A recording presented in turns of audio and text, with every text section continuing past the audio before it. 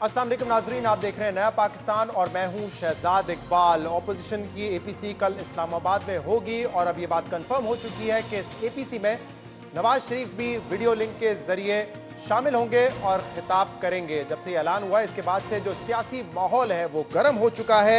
कल बिलावल भुट्टो जरदारी ने यह ट्वीट किया था कि उनकी बात हुई है नवाज शरीफ से, जिसमें उन्होंने उनकी तबीयत दरियाफ्त की और इसके बाद उनको दावत दी कि आप भी वीडियो लिंक के जरिए इस एपीसी में शरीक हों। और अब ये बात कंफर्म हो चुकी है कि मियां मोहम्मद नवाज शरीफ साहब इस एपीसी में शरीक होंगे, जिसके बाद हुकूमत का भी रद्द अमल आया है इस एपीसी को लेकर और नवाज शरीफ की शिरकत को लेकर। आज प्रेस कॉन्फ्रेंस की वफाकी वजीर शिबली फराज और शहजाद अकबर साहब ने, और उसमें यह कहा है कि नवाज शरीफ बीमारी का बहाना बनाकर लंदन चले गए और अब मुहाफजत कर रहे हैं। ऑपोजिशन एपीसी के जरिए कंफ्यूजन और नाउम्मीदी फैलाना चाहती है। वजीर आजम के मुशीर शहजाद अकबर का कहना था कि कल मुल्जिमान का इज्तिमा होने जा रहा है। इनकी जो एपीसी की जो टाइमिंग थी वो बुनियादी तौर पे इसी पस मंज़र में थी कि इनको पता था कि अगर ये बिल पास हो गया तो फिर पता है कि चोर की दाढ़ी में तिनका, उसको तो परेशानी होती है। ये बुनियादी तौर पे मिल बैठ के ये तय करेंगे कि किस तरह से इस मुल्क में बदअमनी फैलाई जाए, किस तरह से इसमें एक कंफ्यूजन फैलाई जाए, किस तरह से इसमें लॉ एंड ऑर्डर की सिचुएशन क्रिएट की जाए। और ये हर हरबा इस्तेमाल कर रहे हैं और एक नाउमीदी फैला रहे हैं जिसमें कि हमारे मुल्क में बहुत सीरियस मसला हो सकता है। जो कल ये एक मुल्ज़मान की होने जा रही है कॉन्फ्रेंस, इकट्ठ होने जा रहा है। अब उसके शुरका के नाम सुन लीजिए। बिलावल भुट्टो मुल्ज़म, मरियम नवाज मुजरम, नवाज शरीफ मुजरम, कन्विक्टेड है ना दोनों, शहबाज शरीफ मुल्ज़म, बल्कि पता नहीं कितने केसों में मुल्ज़म, आसिफ जरदारी मुल्ज़म। ये है कल मुल्ज़मान का इज्तिमा। शिबली फराज बता रहे थे कि नवाज शरीफ जो है वो बहाना बना के लंदन चले गए, वहाँ बैठ के सियासत कर रहे हैं और उन्होंने ये भी कहा कि अब एपीसी के जरिए नाउम्मीदी फैलाने की कोशिश की जा रही है। एक और बहस भी जो है वो शुरू हो गई है। आज डॉक्टर शहबाज गिल ने यह ट्वीट किया कि नवाज शरीफ क्योंकि एक मफरूर मुजरिम है, इसीलिए अगर उनकी एपीसी में शिरकत होती है और वो किसी किस्म का खिताब करते हैं और वो खिताब ऑन एयर होता है, यानी कि उसको टीवी पर नशर किया जाता है, तो फिर पैमरा को इस्तेमाल किया जाएगा। जो भी कवानीन है उनको उनका इस्तेमाल किया जाएगा। और यही बात शहजाद अकबर ने भी आज की। उन्होंने कहा कि पैमरा के कवानीन इस बात की इजाज़त नहीं देते कि कोई एब्सकॉन्डर प्रेस कॉन्फ्रेंस करे या उसका खिताब नशर किया जाए। पैमरा की रेगुलेशन है, उसके मुताबिक जो एब्सकॉन्डर है उसका कोई वो एड्रेस नहीं कर सकता, प्रेस कॉन्फ्रेंस नहीं कर सकता। तो पैमरा का ज़ाब्ता अखलाक अपनी जगह मौजूद है। अगर वो करेंगे तो वो उसकी खिलाफ वर्जी, लेकिन वो जो भी होगा अगर वो करेंगे तो उस पर कानून के मुताबिक कार्रवाई की जाएगी। बाकी वो एक मुजरिम ने आगे कौन सी नई बात कर ली नहीं मेरे भाई। अगर उनकी तकरीर नशर की जाती है तो कानून के मुताबिक कार्रवाई होगी। उन्होंने कहा कि पैमरा का रेगुलेशन है, कोड ऑफ कंडक्ट है। हमने देखा कि कोई पैमरा का ऐसा कोड ऑफ कंडक्ट है जो कि एब्सकॉन्डर को इजाज़त नहीं देता इस बात की कि वो तकरीर कर सके, तो हमें ऐसा कोई क्लॉज मिला नहीं है। और हम कोशिश करेंगे कि इस प्रोग्राम में पाकिस्तान तहरीक इंसाफ से ज़रा इस बात पर मौक़िफ़ लें कि कौन से वो कवानीन है पैमरा में या वैसे पाकिस्तान में जो कि रिस्ट्रिक्ट करते हैं कि किसी कन्विक्ट या कोई एब्सकॉन्डर हो कि वो टीवी पे नहीं आ सकता या बयान नहीं दे सकता, क्योंकि माजी में इसकी कई मिसालें मौजूद है। वो भी प्रोग्राम में आगे जाके आपके सामने रखेंगे।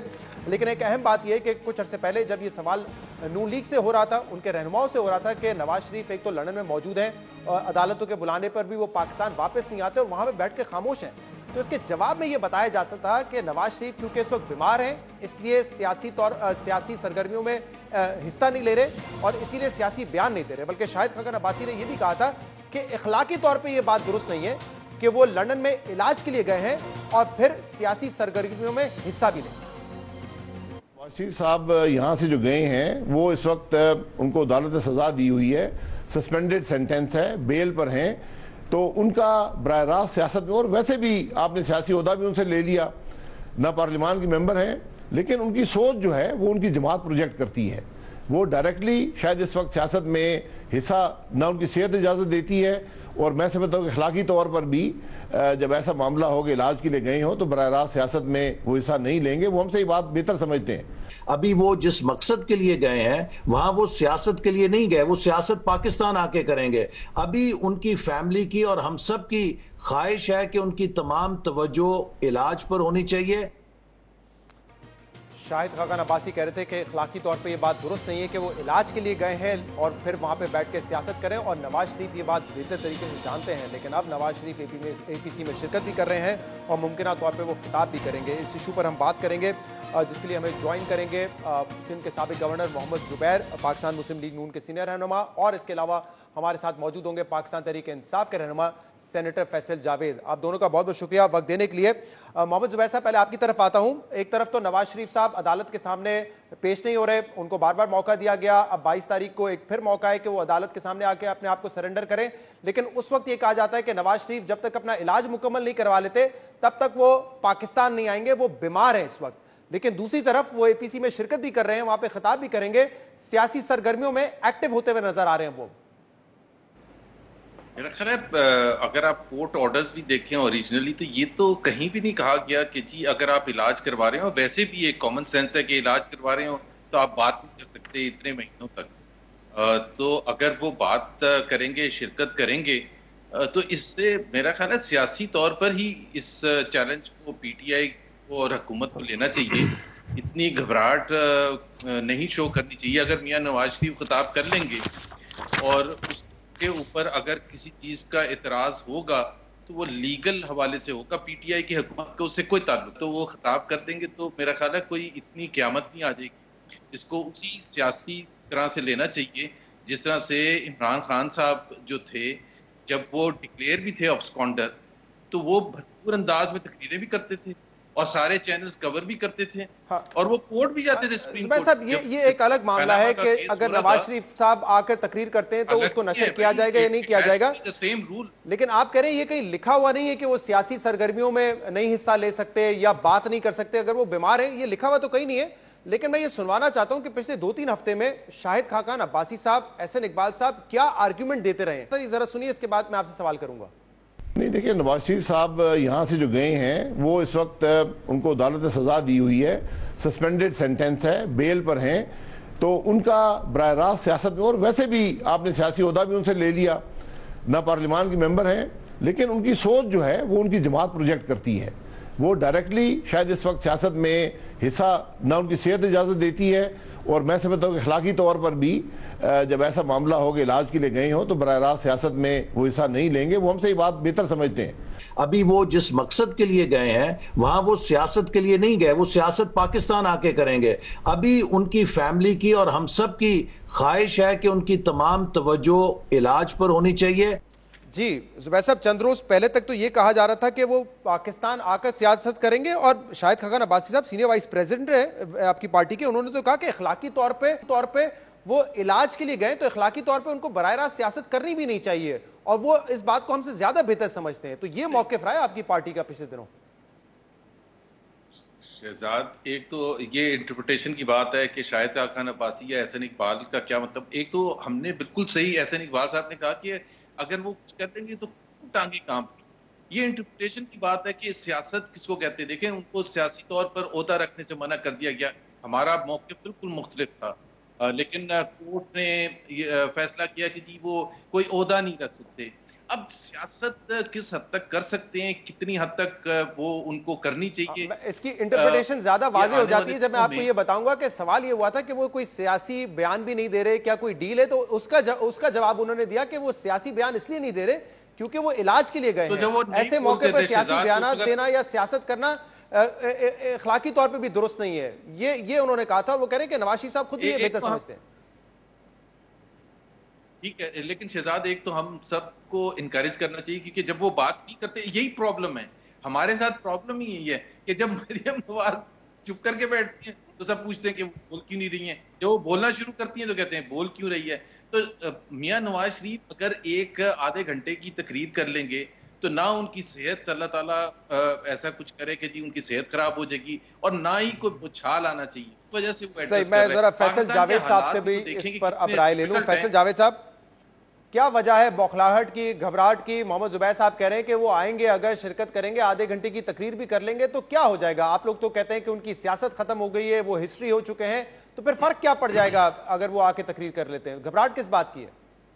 नहीं, बिल्कुल ठीक कह रहे हैं, ये कोई घबराहट नहीं होनी चाहिए और ना है घबराहट, और कोई फर्क नहीं पड़ता, करे असल में पहले डॉक्टर ने उनको कहा, उनका जो भी डॉक्टर है, उसने कहा कि सुबह दोपहर शाम आपने 3 वक्त सेल्फियां लेनी है। वो उन्होंने कर लिया। अब उस डॉक्टर ने कहा होगा कि आप एक वीडियो लिंक भी कर लें, एक APC कर लें तो आराम आ जाएगा।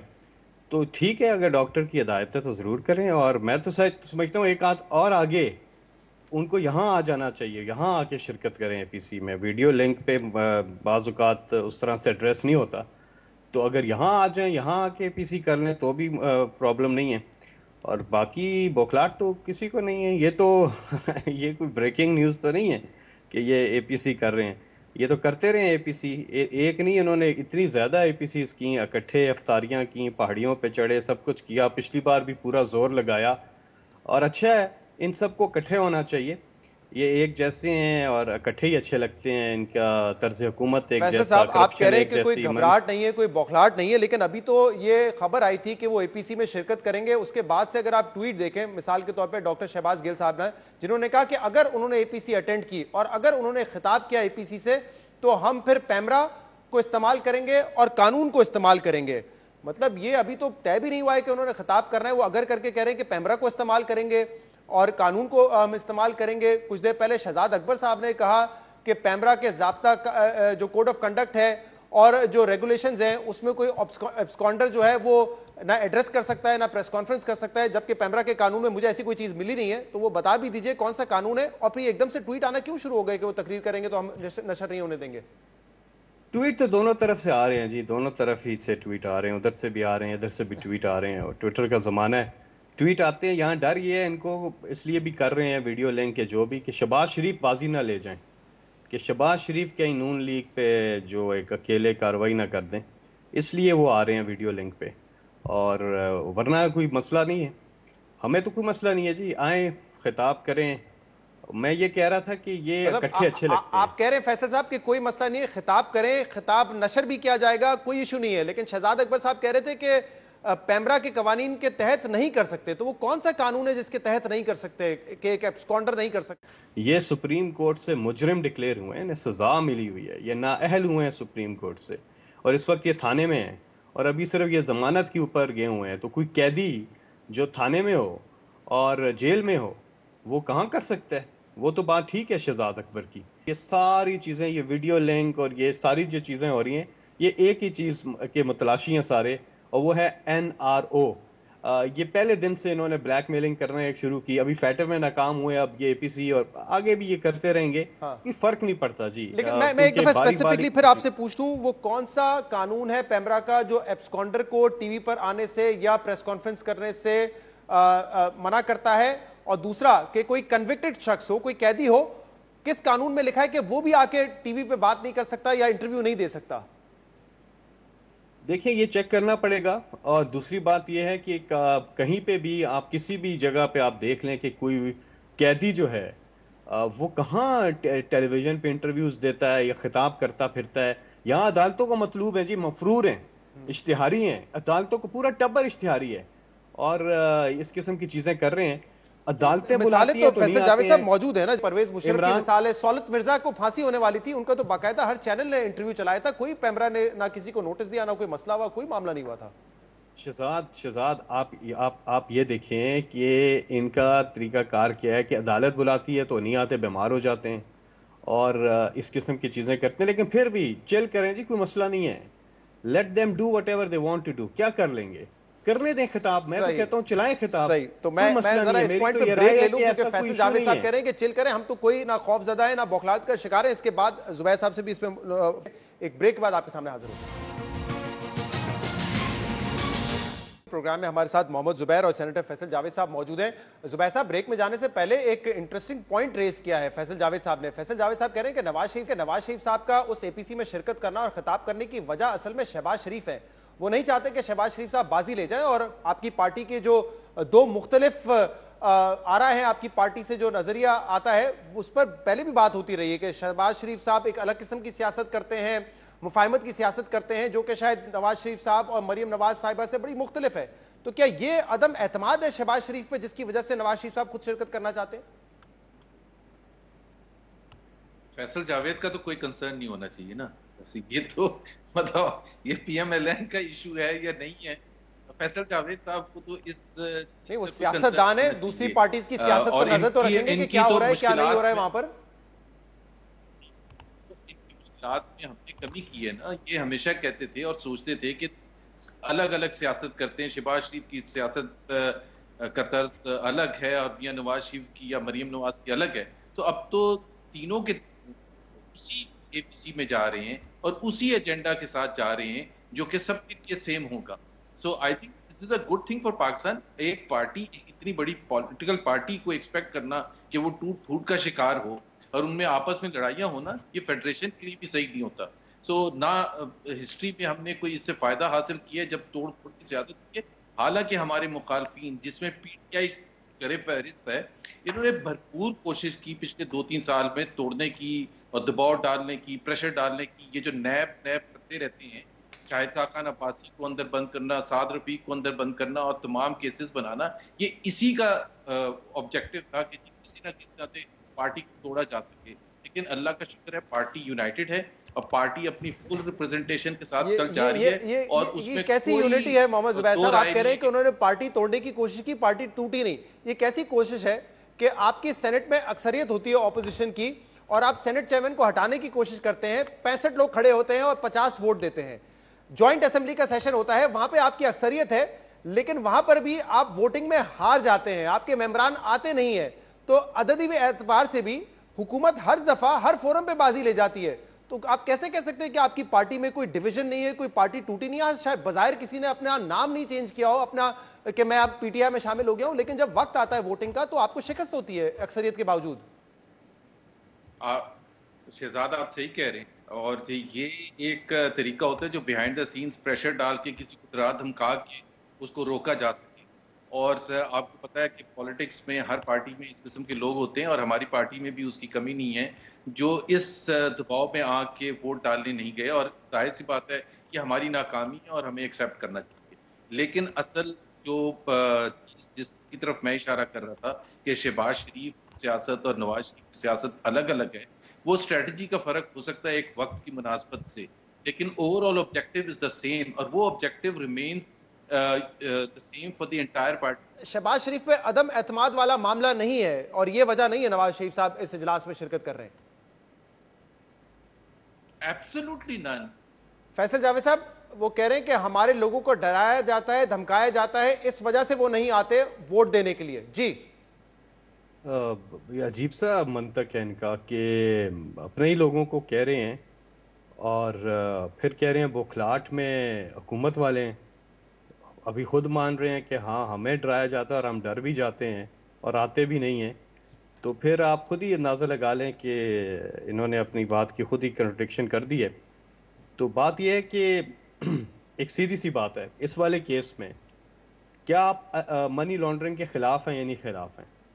पहली बात तो ये ना, अगर आप मनी लॉन्ड्रिंग के खिलाफ हैं और अगर आप मनी लॉन्ड्रिंग नहीं करते तो आप पाकिस्तान की इंतहाई इंपॉर्टेंट लेजिस्लेशन में वोट देंगे, अवामी मफाद के लिए देंगे। और ये चीज़ देखनी है इसमें। इनमें देखिए ना, इनमें बहुत से लोग हैं जो ठीक भी हैं, PMLN में भी, पीपल्स पार्टी में भी, लेकिन बहुत से लोग हैं जिनके केसेस हैं मनी लॉन्ड्रिंग के और वो अगेंस्ट थे एंटी मनी लॉन्ड्रिंग के बिल। आखिर वक्त तक इन्होंने कोशिश की दो चीज़ों की, या तो ये बिल पास ना हो या फिर इन्हें NRO मिल जाए, और उसमें इन्होंने लिख के दिया हुआ है कि हमें ये NRO दे दो। उसमें भी यही था कि नैब मनी लॉन्ड्रिंग को टच ना करे। 99,99,999 रुपए तक की बिल आप लोग खुद कहते हैं जिसपे अमेंडमेंट की, ऑपोजिशन ने अपनी अमेंडमेंट्स दी और वो बिल भी मंजूर हुए, वो भी फैटफ के से मुतालिक ही बिल थे। तो इसमें भी वो चाह रहे थे कि इसको अमेंडमेंट करके ज्यादा बेहतर बनाए ताकि एक पॉलिटिकल इंजीनियरिंग के लिए या सियासी टूल के तौर पर इस्तेमाल ना हो। ये तो नहीं कह रहे थे कि इसको बिल्कुल ही खत्म करने ये बिल को। हाँ, यहाँ सीधी सी बात समझ आती है, बिल तो नेशनल असेंबली से पास हो गया था ना, और ये लोग तो थे, इन्होंने तो कोई एतराज नहीं किया था। फिर सेनेट में क्यों रोका, फिर क्यों ज्वाइंट सेशन में आना पड़ा इसको? ये भी तो देखिए ना। इसीलिए एक ही नुक्ते पे वो एक ही था कि बस मनी लॉन्ड्रिंग को टच ना करें, यही था, यही अमेंडमेंट थी। और कमेटीज के अंदर भी बात होती रही, सब चीजें होती रही। फिर उन्होंने लिस्ट दे दी, एक 34 पॉइंट्स लिख के दे दिए कि अगर आप हमें ये मान जाए, उसमें चीदा तो मैं आपको बता रहा था कि एक तो 99,99,999 रुपए तक की हमें करप्शन करने दें, 99 से पहले वाले सारे केसेस खत्म कर दें, चौधरी शुगर मिल, अल अजीजिया, इवन फील्ड अपार्टमेंट और ये सरे महल, ये सब खत्म कर दें और मनी लॉन्ड्रिंग को टच ना करें।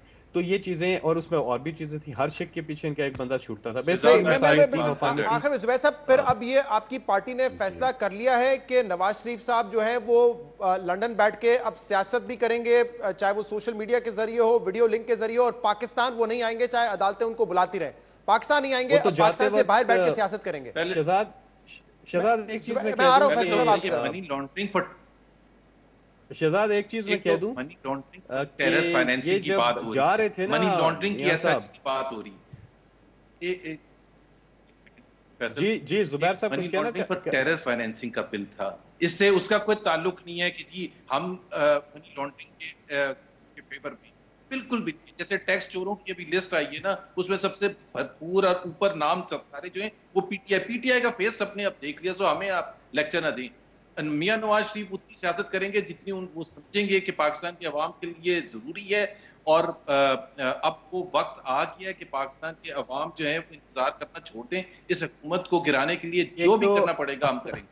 लेकिन नवाज शरीफ साहब अब अगर कोई सियासी तहरीक चलाएंगे या सियासी बयानात देंगे, वो लंदन पे बैठ के देंगे, पाकिस्तान वापस नहीं आएंगे, जबकि अदालत में वो मतलूब है इस वक्त। एक मिनट फैसल साहब जी जी मेरा ख्याल है इंतजार करें, और इनके लिए भी तो रहने देना, इनका डर खौफ तो रहे ना इनको, सब हम अपने पत्ते साफ ने ला सकते इस वक्त। फैसल जावेद साहब, आज कमर ज़मान कायरा साहब ने भी कहा है, पीपल्स पार्टी ने भी ये कहा है कि हमारा एक ही एजेंडा है कि इस हुकूमत से अब निजात दिलाई जाए। तो पहले एक धरना आपकी हुकूमत के खिलाफ हो चुका है, और अब एक दूसरी कोशिश है। आप कॉन्फिडेंट हैं कि कोई भी ऐसी तहरीक होगी हुकूमत के खिलाफ, वो कामयाब नहीं होगी? हाँ, सब इजी हो जाए, कोई कामयाब नहीं होगी। उसकी वजह ये पूरा अभी तो फिर भी इन्होंने वैसे ही, अभी तो बहुत कंफ्यूजन है एजेंडे में भी। पहले तो बड़ी इन्होंने पूरा जोर लगा के सारे इकट्ठे हुए, जलसे वलसे किए, बिल्डअप किया, एपीसीज की, वो पकोड़े शिकोड़े खाए, सब कुछ किया, और तैयारी के साथ निकले। वो मौलाना साहब जो है वो अपने लोगों को ले आए, और कंटेनर तो ये तो सारे गए हैं, इन्होंने सेल्फियां उतारी हैं, वापस चले गए। इनके माजरत के साथ कुछ किए तो ड्राइवर भी उनको उतार के वापस चले गए थे कि जी हम भी नहीं रुकते यहाँ पे। कौम इनके साथ नहीं निकली, लोग नहीं निकले। अब फिर कोशिश कर रहे हैं इजी हो जाए। मैं एक और बात करना चाहता हूँ, टैक्स लोग तो निकले थे, आप लोगों ने परवेज इलाही साहब को आगे किया कि आप बातचीत करें, मामला सेटल करें, डायलॉग से ही खत्म हुआ था। ऐसा नहीं था कि आप लोगों ने इग्नोर किया, वो खुद चले गए। आपकी बाकायदा मुज़ाकराती टीम थी, रोज मुज़ाकरात करते थे, और उसके बाद मामला सेटल हुए थे ना? नहीं ना, कोई वो ही नहीं, पता ही नहीं था क्यों निकले हुए हैं। दूसरी बात यह है कि इनके लोग तो कहाँ आए, मुझे आप बताएं ना। जो मेरा पॉइंट है ना, पीपल्स पार्टी लोग निकाल सकी ना नून लीग निकाल सकी। मैंने कहा मौलाना फजल रहमान ने लोग निकाले, उनके जो फॉलोअर्स हैं वो आए थे, वही बेचारे वहां पे अकेले ही थे, वो इनके लोग नहीं थे। यही तो गिला उनको भी इनसे है कि भाई आप लोग क्या और उसकी वजह पता है क्या है? वजह यह है कि 30 साल बारी बारी आते रहे ना लोग, इनकी शक्लें देख के अब कहते हैं भाई इमरान खान तो अभी 2 साल हुए आए। बहुत बहुत शुक्रिया, बहुत बहुत शुक्रिया। जावेद और मोहम्मद जुबैर साहब हमारे साथ मौजूद थे। प्रोग्राम में शामिल करेंगे एक ब्रेक, और इसके बाद एक और अहम इशू पे बात करेंगे। हमारे साथ पिछले काफी अरसे से के इलेक्ट्रिक की कारकर्दगी पे तनकीद हो रही है, और ये तनकीद सिर्फ अवाम की जानिब से नहीं हो रही, क्योंकि के इलेक्ट्रिक की वजह से जो उनको परेशानियां हैं, बल्कि सुप्रीम कोर्ट की तरफ से भी तनकीद की गई है, नेपरा जो कि रेगुलेटर है उनकी तरफ से भी की गई है, और हुकूमत की तरफ से भी के इलेक्ट्रिक की परफॉर्मेंस पे तनकीद की गई है। और पिछले दिनों असद उमर ने यह कहा था कि शायद हमें तमाम जो एग्रीमेंट है उसको दोबारा देखना पड़े, और मुमकिन है कि एक ऑप्शन ये भी हो सकता है कि जो इख्तियारात हैं वो के इंतजामिया से लेकर हुकूमत खुद अपने हाथ में ले ले। सुप्रीम कोर्ट ने अहकामात सादर किए हैं, उसमें से एक ये भी है कि जो लाइसेंस की कंडीशंस हैं, जो उसके अंदर के इलेक्ट्रिक के लाइसेंस के अंदर जो मुख्तलिफ क्लॉज हैं, शिक हैं, उसके अंदर अगर उसमें भी कोई तरमीम की ज़रूरत है तो वो की जाए। और मैं अभी इनसे यही कह रहा था कि हमारे पास अब ये सूरत हाल पैदा हो गई है कि अब संजीदगी से एक ऑप्शन ये भी देखना पड़ेगा कि क्या इसी इंतज़ामिया को, इसी जो यही मालिकान जो हैं जो के इलेक्ट्रिक चला रहे हैं, क्या इनके पास ये इख्तियार रहना भी चाहिए, या ये हुकूमत को जिम्मेदारी खुद लेनी पड़ेगी। असद उमर के इस बयान के बाद नेपरा अब संजीदगी से गौर कर रहा है और प्रपोज किया है कि जो इजारादारी है, जो एक एक्सक्लूसिव इसके वक्त डिस्ट्रीब्यूशन राइट्स है के इलेक्ट्रिक के पास, वो उनसे वापस ले लिए जाएं, वो एक्सक्लूसिव राइट्स खत्म कर लिए जाएं। और इस हवाले से 21 सितंबर यानी 2 रोज बाद पब्लिक हियरिंग भी रखी गई है। इस पर बात करेंगे। हमारे साथ मौजूद है CEO के इलेक्ट्रिक मोनी सलवी साहब। मोनी साहब, बहुत बहुत शुक्रिया, आपने हमें वक्त दिया। अब नेपरा ने प्रपोज किया है कि जो एक्सक्लूसिविटी है, जो इजारादारी है के इलेक्ट्रिक की, उसको खत्म किया जाए, कॉम्पिटिटिव एनवायरनमेंट बनाया जाए। आमतौर पे ये समझा जाता है कि कंपटीशन कंपनीज के लिए भी बेहतर होता है और खास तौर पे जहां पे आप ऑपरेट करेंगे उसकी आवाम के लिए बेहतर होगा। लेकिन के इलेक्ट्रिक इसके हक में नहीं है। आप चाहते हैं कि ये एनवायरनमेंट ना बने, एक्सक्लूसिविटी जो के इलेक्ट्रिक की है वो जारी रहे, क्यों? देखिए, हम बिल्कुल भी कंपटीशन के ख़िलाफ़ नहीं है, ये तासुर जो है वो गलत है।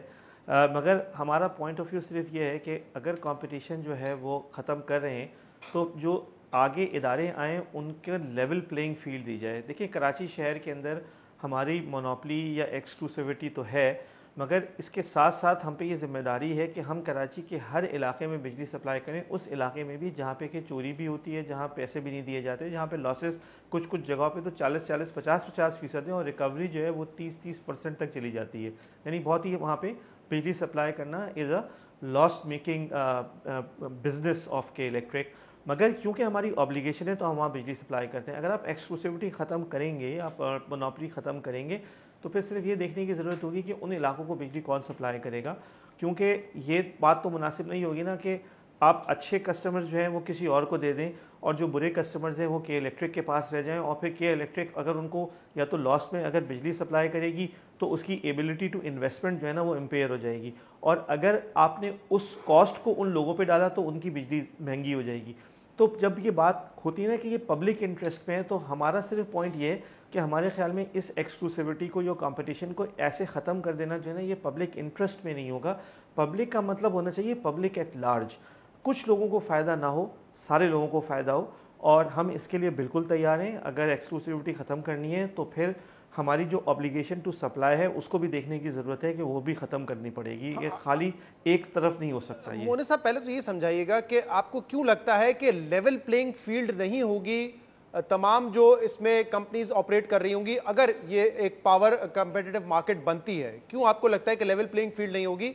और ये आप क्यों कह रहे हैं कि जो अच्छे कस्टमर्स हैं वो दूसरी कंपनीज ले जाएंगी और के इलेक्ट्रिक के पास वो कस्टमर्स बचेंगे जो कि शायद जिनका टैरिफ लो है या वहां से रिकवरी बेहतर नहीं होती? ये क्यों लगता है आपको ऐसे? देखिए, कराची के अंदर कुछ एरियाज़ हैं जहाँ का लॉस जो है ना, ट्रांसमिशन एंड डिस्ट्रीब्यूशन लॉस, वो 8% है। मगर ऐसे एरियाज़ भी हैं जहाँ का ट्रांसमिशन एंड डिस्ट्रीब्यूशन लॉस 40% है। और ये भी आपको मैं बताना चाहूँगा कि कराची का तकरीबन 40% हिस्सा जो है ना वो कच्ची आबादी है, और वहाँ पे हम बिजली सप्लाई करते हैं। और बहुत से इलाके ऐसे हैं जहाँ लोड शेडिंग ख़त्म भी हो गई है क्योंकि उनके लॉसेस हमने इम्प्रूव किए हैं। हम जब ये कहते हैं कि लेवल प्लेइंग फील्ड को देना ज़रा मुश्किल होगा, उसकी वजह यह है कि लेवल प्लेइंग फील्ड तो जब होगी ना कि तो नया आदमी आए, वो भी उन इलाकों में बिजली सप्लाई करने का पाबंद हो जहाँ पे के लॉसेस ज़्यादा हैं, ना कि वो सिर्फ उस इलाके में बिजली सप्लाई करें जहाँ पे के लॉसेस नहीं हैं। तो देखना यही पड़ेगा, और हम अभी इसको देख रहे हैं, हमें भी मालूम नहीं है कि फ़ैसला क्या आएगा। मगर अगर आप ख़त्म उन्होंने इस तरह से किया कि लोगों को कहा कि वो वहाँ पे भी बिजली सप्लाई करें, तो फिर उनके लिए भी वो उतना ही मुश्किल होगा जितना हमारे लिए होता है। तो देखने की ज़रूरत यह है कि ये जो भी फ़ैसला किया जाता है वो किस तरीके से किया जाता है। और हमारी रिक्वेस्ट ये है कि आप बिल्कुल करें, मगर लेवल प्लेइंग फील्ड को जहन में रखें, और ये भी जहन में रखें कि जब कंपनी को 2005 में बेचा गया था तो 2023 तक की एग्रीमेंट के तहत एक्सक्लूसिविटी दी गई थी, जिसकी बेसिस पे इन्वेस्टमेंट्स हुई हैं, नेटवर्क बढ़ाया गया है, ट्रांसमिशन बढ़ाई गई है, खर्चे किए गए।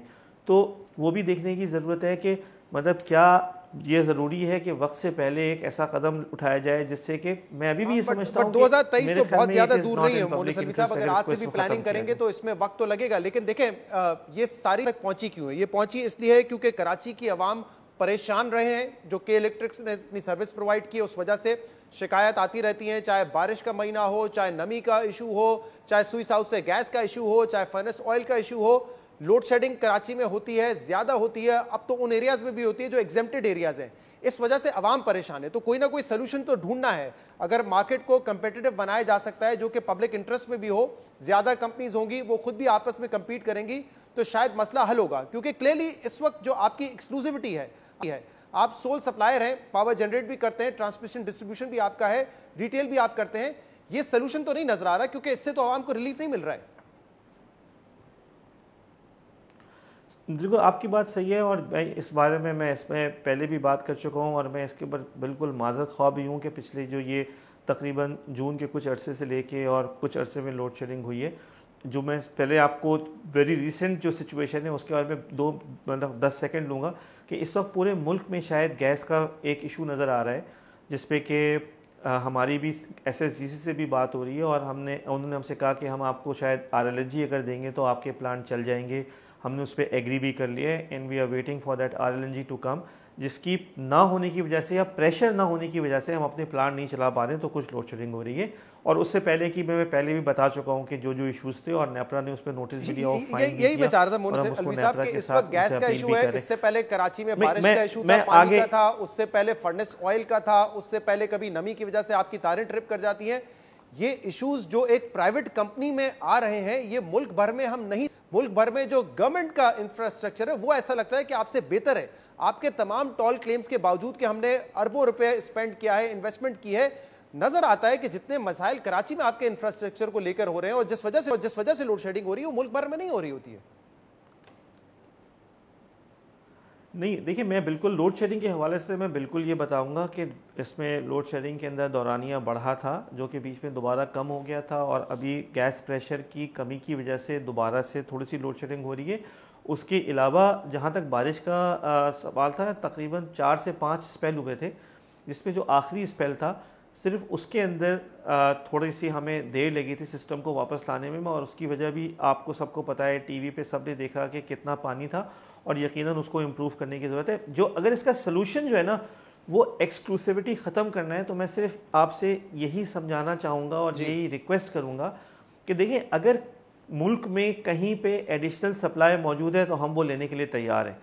तो आप रादर देन के किसी आदमी को कहें कि वो जाकर के उसकी डिस्ट्रीब्यूशन करें, हम वो बिजली खरीदने के लिए तैयार हैं और हम फेडरल गवर्नमेंट से ले ही रहे हैं, क्योंकि आपको ये पता है कि पूरे मुल्क में ही शायद एक्सेस कैपेसिटी है, जिसकी वजह से हमें कहा जा रहा है कि आप अपने प्लांट ना लगाएं, हमसे बिजली लें जो हम ले रहे हैं। तो अगर ये कैपेसिटी का मसला है तो वो तो अवेलेबल है और वो हम ले रहे हैं और इंशाल्लाह वो अगर किसी के पास अभी अवेलेबल है तो हम अभी भी लेने के लिए तैयार हैं। दूसरी बात है इंफ्रास्ट्रक्चर की।